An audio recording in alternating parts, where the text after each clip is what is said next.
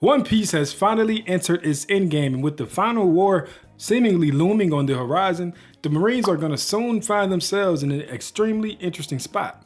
So the world government that they've been working under for so long is probably going to be exposed to have done some debatably unethical things in the past, as some would say, and it's going to be some very tough decisions to be made about the future of the Marine organization. So at this fork in the road, there are going to be two key figures that can step up and look to guide the Marines under a new idea of their own justice, causing a potential civil war amongst the ranks. So today we're going to discuss my idea around the Fujitora and Akainu civil war that could possibly happen or may very well be guaranteed with how things look, and how it would shape not just the future of the Marines, but also the One Piece world in general. Let's cook! Now first, let's talk about our two potential leaders. You might wonder why I picked Fujitora. Akainu is a no-brainer. He's the current fleet admiral, so if they were to leave the government and go out on their own, he would be the easy pick for the leader of the org. But why Fujitora? Well, who else really fits the bill? Kobe is a possible. I would like to hear that argument, but with him being a sword member that's kind of already resigned from the Marines, and I just don't think he would be able to put together as much of a following as Fujitora, because Fuji is an admiral, and that comes with a lot of political weight in the world. Fuji and Kobe are also the only two people who have seemingly to Akainu's face straight up told him when he's doing something that's wrong. Albeit Fuji was a lot more successful in getting his point across and made a much bigger impact on the world, bringing down the warlord system, while Kobe kind of just bought time for Shanks. But with Kobe being as strong as he was at that time, it was still a very impressive thing. I'm not trying to downplay it. But these are your main two people that are seeming to kind of clash with Akainu's ideas. Fuji is just the better candidate overall. I mean, how rich is it that the blind guy is the only one who did not turn a blind eye, see what I did there, to the warlord system? That's crazy to me, bro. Fuji has been a Marine for like a fraction of the time as Garp. You can say it's been 2 years, probably not even that fully. And he's done more work to change this system from within.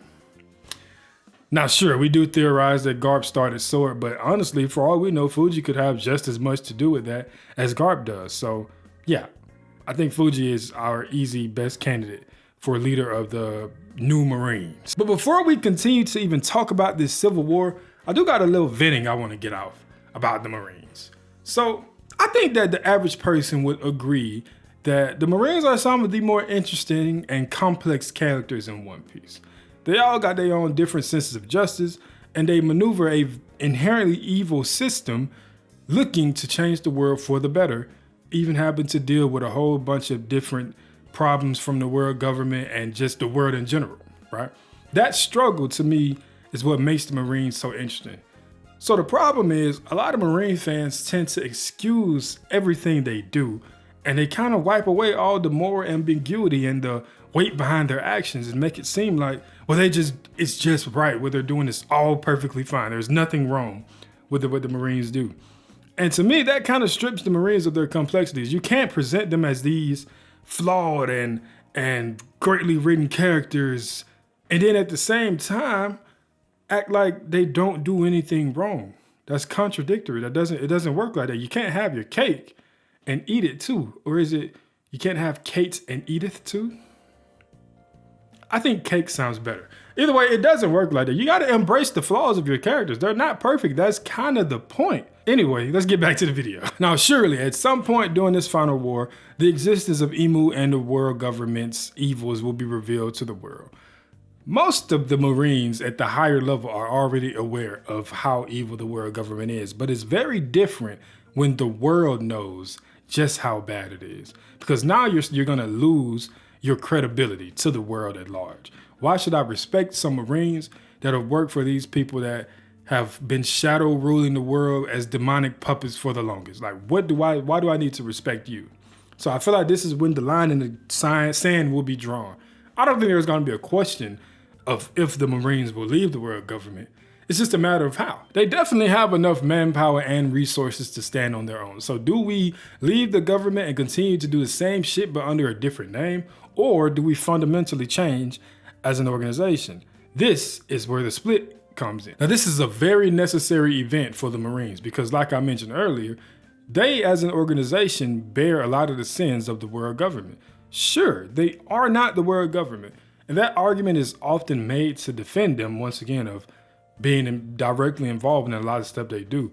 We can't directly just say, hey, the Marines and the world government are one thing, because it's not true necessarily, but people are destroying the slave house and stopping the celestial dragons from buying slaves. Who are we sending? The Marines. People are reading about the past. Send the Marines to burn down the island. Like, you cannot remove them from these sins, but they'll be given a chance to redeem themselves and separate from the world government. And this is where two ideals, two fundamental core senses of justice are going to clash. And that's Akainu's thorough justice and Fujitora's humane justice. Now, for the longest, I thought, and this maybe is just me being very generic minded, I thought Fujitora had blind justice. Like, I felt like that was a layup, right? That's like the easiest thing. But honestly, after that Jujutsu Kaisen episode with Higuruma talking about blind justice, and I don't want to Lady Justice to be blind. I want to be able to look this stuff in the face. This isn't a Judge AK video, but I think it's very relevant when you're talking about different types of justice.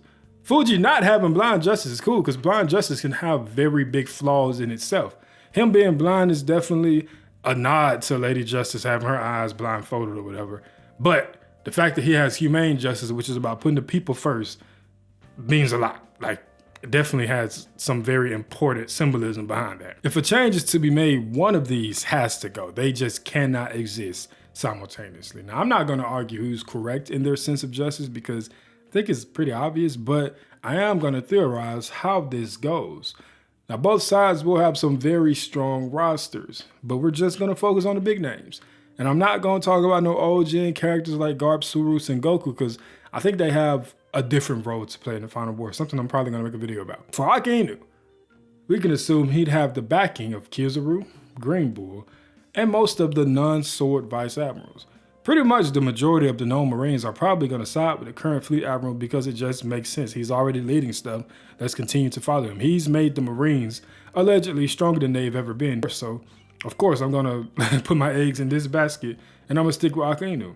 But I do believe some of those vice admirals from Egghead may be willing to split after witnessing what Saturn was doing, and then seeing his life just get stripped away from him and him turning into bones right in front of him. Like, it's some seeds of doubt have to be planted after that, right? It can't just be like, what, we're just gonna keep, like, that's some freaky shit. Like, I know One Piece is crazy. Devil fruits, hockey, people running around, built like Kuma and Garp. But that right there, seeing a man that was just a few seconds ago eye-diffing people for looking at him the wrong way, get his very life essence stripped from him out of nowhere has to be some scary shit. I don't care what you've seen in One Piece. So I can see some of those vice admirals, like, I think we might need some change. You know what I'm saying? Maybe Dog, we want the baddies on Fujitora's side, right? We gotta have Dog. So in Fuji's corner, we can assume he'd have support of the sword members, Kobe, Helmeppo, Prince Roos the Goat, you know what I'm saying? Some of those people. And Smoker and Tashigi, right? These guys are cooked.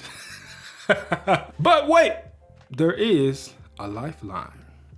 And it comes from the very man that Akainu has been obsessed with since Marineford, or probably since way before that. And that is Dragon and his revolutionary army. My last video I talked about, I hate being the dragon guy that tries to put him in everything. I will live with that if I have to, I'm sorry. But I think that this is a very interesting path to see a connection between Fuji and Dragon, and them kind of joining forces to build a new version of a worldwide army that actually protects the people, no matter if they can afford it or not.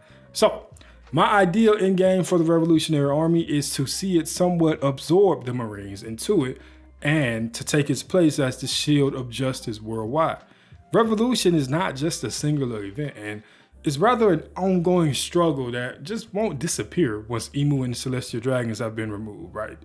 Of course, things are going to be better, but the main source of evil is not the only source of evil. Evil does not just disappear from nowhere. I don't care what kind of system you have in place. Some people are just going to be bad and do bad shit. Otherwise, we wouldn't need Marines either at the end of the series, right? So, Dragon and Fujitora combining forces to establish a much more united worldwide army that actually focused on real life protecting the people and not just the rich and those who can afford it. Sounds like the perfect solution for the Marines. The truly good-hearted Marines can see themselves join a part of an actual good cause, and the Rebels can continue their fight worldwide. They don't just have to disappear once the revolution is done, or the main revolution. And it's gonna give also much more structure and manpower to the Rebels as an organization. And this is me joining in at a later time, editing a point that somehow I forgot to mention in my original concept for this video. But another important ally for the Fujitora side is going to be the Straw Hat Pirates. At some point, Zoro and Sanji are going to have admiral matchups. Now, are they going to fully defeat them? That's up for debate. But will they show that they are capable of putting them down? Most definitely. Maybe Zoro gets Green Bull. Maybe Sanji gets Kizaru. That's something that's been theorized since the beginning of time. But at some point, they're definitely going to be involved in a fight against them. So Fujitora's side has a lot of people coming to help, potentially, right? It doesn't even have to be the Revolutionary Army if you add in the Straw Hat Pirates for help. So let's not, Smoke and Tashigi might not move the needle for you, but there are going to be some needle movers that come and help for sure. Now, Dragon did say that he doesn't see the Marines as his targets, but with there only being around 8 Holy Knights, it's going to be hard to occupy his entire army for the final war. So this gives everybody something to do. It's going to be very hard to really imagine a Gorosei going to somebody that's not Luffy, Zoro, Sanji, Dragon. That's 4 people already. We got one more Gorosei. Let's say Shanks fights his dad. Let's say maybe Blackbeard kills one.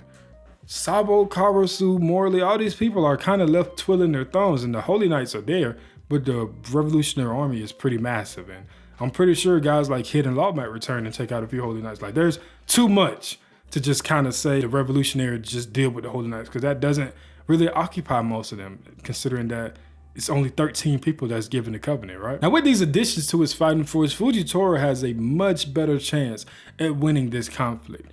And if you really think about it, Akainu is kind of a non-factor, because I feel like he's reserved for Luffy. So it's really just going to be everyone else that has to go to blows. Because, I mean, some people say Sabo, but Akainu is like penciled in as a guaranteed Luffy victim to me. So he's like off to the side. He's the leader of this.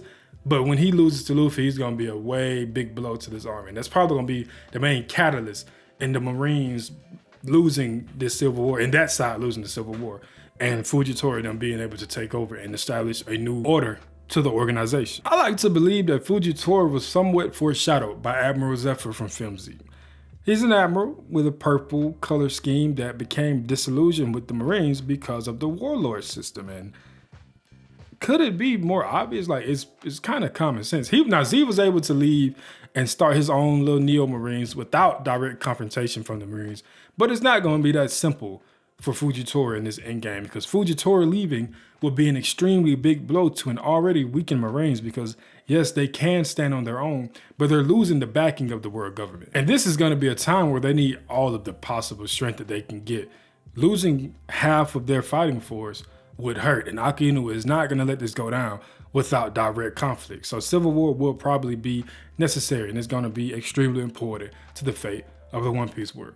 So if you made it this far, thank you for tapping in. Last video I talked about no more than 10 days without uploads, and I think I'm staying true to that with this upload if it's out in time, barring any unforeseen circumstances. Now, of course, nobody watched that video, so you probably wouldn't know I said that. But another thing I said, and I've been kind of stressing for the longest, is 500 subs, we start doing weekly streams. And I'm going to bring back the call-in show where you can call the number, leave a voicemail, and I'll live react to it, and me in the chat answer, discuss whatever you want to call about.